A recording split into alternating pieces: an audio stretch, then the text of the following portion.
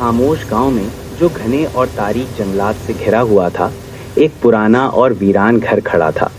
برسوں سے کوئی اس گھر میں داخل نہیں ہوا تھا، کیونکہ ہر رات وہ مکمل طور پر خاموش اور بے جان رہتا، اس میں ایک بھی چراغ روشن نہیں ہوتا تھا۔ لوگوں کا ماننا تھا کہ اس گھر نے روشنی کرنا بھول گیا ہے۔ قریب ہی ایان نام کا ایک لڑکا رہتا تھا، جسے لوگ تخلیق کرنے والا لڑکا کہتے تھے۔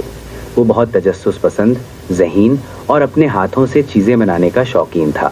جہاں دوسرے بچے کھیل کود میں مصروف رہتے، وہاں ایان ٹوٹے ہوئے اوزاروں سے لالٹینیں، تار، چھوٹی مشینیں اور چمکتی ہوئی چیزیں بنایا کرتا تھا۔ ایک طوفانی شام آسمان پر زوردار بجلی کڑکی اور پورا گاؤں اندھیرے میں ڈوب گیا۔ ہر طرف خوف پھیل گیا۔ ایان نے خاموش گھر کی طرف دیکھا اور اس کے دل میں ایک عجیب سی آواز اٹھی۔ اس نے اپنی بنائی ہوئی چمکتی ہوئی مشین اٹھائی اور بہادری سے اس گھر کی طرف چل پڑا۔ گھر کے اندر فضا میں گرد تیر رہی تھی اور چھت سے ٹوٹے ہوئے تار لٹک رہے تھے۔ ایان نے کام شروع کیا۔